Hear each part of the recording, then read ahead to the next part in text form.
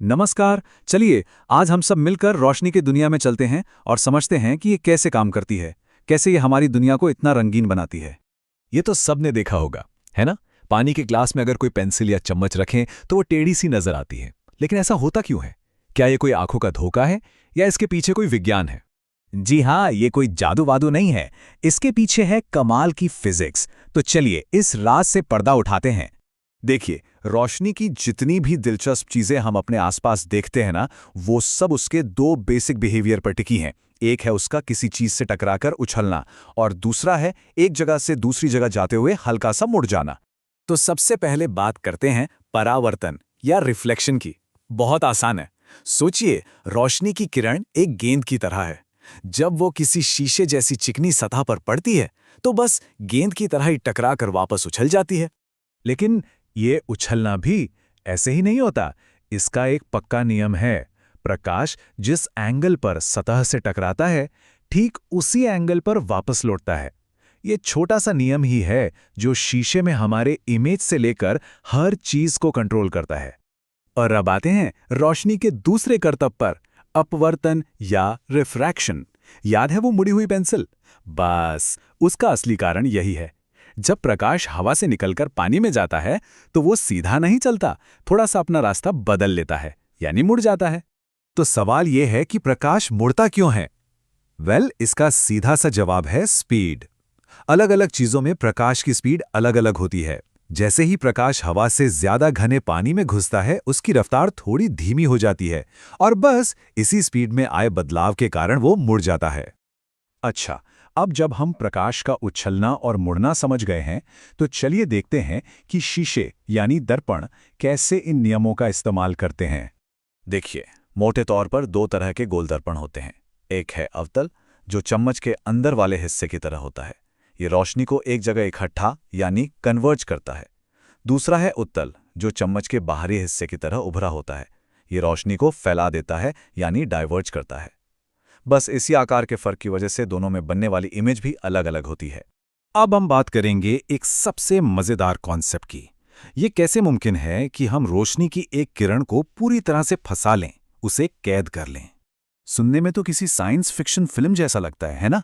पर इसका जवाब एक असली घटना में छिपा है, जिसे कहते हैं पूर्ण आंतरिक परावर्तन या टोटल इंटरनल रिफ्लेक्शन। तो भाई, रोशनी को फंसाने के लिए दो शर्तें हैं और दोनों का पूरा होना जरूरी है। पहली, रोशनी को किसी घनी चीज जैसे कांच से हल्की चीज यानी हवा में जाना होगा। और दूसरी शर्त, उसे एक खास एंगल से ज्यादा पर टकराना होगा। जैसे ही ये दोनों शर्तें पूरी होती हैं, रोशनी बाहर निकलने के बजाय अंदर ही वापस मुड़ जाती है और फंस जाती है। इसे ऐसे समझिए, मान लीजिए एक पाइप है जिसके अंदर चारों तरफ शीशे लगे हैं। अब अगर हम उसमें एक पिंग पोंग गेंद को सही एंगल से फेंकें तो वो दीवारों से टकराती हुई आगे तो बढ़ेगी, लेकिन पाइप से बाहर कभी नहीं निकल पाएगी। बस प्रकाश के साथ भी ठीक ऐसा ही होता है। और सुनिए, ये सिर्फ कोई थियोरी नहीं है। इसी जादू पर हमारी आज की दुनिया चल रही है। तेज इंटरनेट देने वाली फाइबर ऑप्टिक्स केबल, टेलीकम्युनिकेशन और यहां तक कि मेडिकल एंडोस्कोप सब इसी फंसी हुई रोशनी का कमाल हैं। अब इन सभी कमाल की घटनाओं को समझने के लिए जो फॉर्मूले हैं ना, वो असल में सिर्फ दो ही हैं। चलिए एक नजर उन पे भी डाल लेते हैं। ये दो फॉर्मूले समझिए पूरी ऑप्टिक्स की जान है। पहला, मिरर फॉर्मूला, हमें बताता है कि शीशे के सामने रखी चीज की इमेज कहां और कैसे बनेगी। और दूसरा है स्नेल का नियम, जो ये हिसाब लगाता है कि प्रकाश एक जगह से दूसरी जगह जाने पर कितना मुड़ेगा। मतलब हमारी मुड़ी हुई पेंसिल का सारा राज इसी में छुपा है। चलिए, अब तक जो कुछ भी हमने सीखा है उसे परखने का समय आ गया है। तैयार हैं एक छोटे से मजेदार से क्विज के लिए? तो पहला सवाल, और ये वहीं से है जहां से हमने शुरू किया था। वो पेंसिल आखिर मुड़ी हुई क्यों दिख रही थी? क्या था उसके पीछे का कारण? बिल्कुल सही जवाब है अपवर्तन।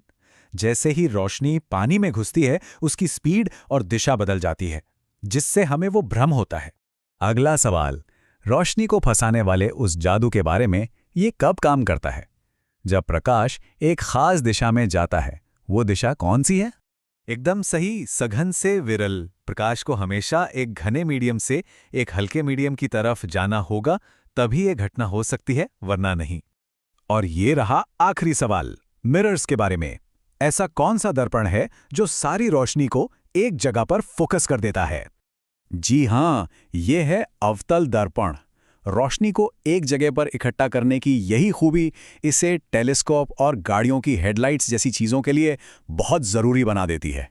तो हमने देखा कि प्रकाश के कितने सरल नियम हमारी इतनी जटिल दुनिया को चलाते हैं।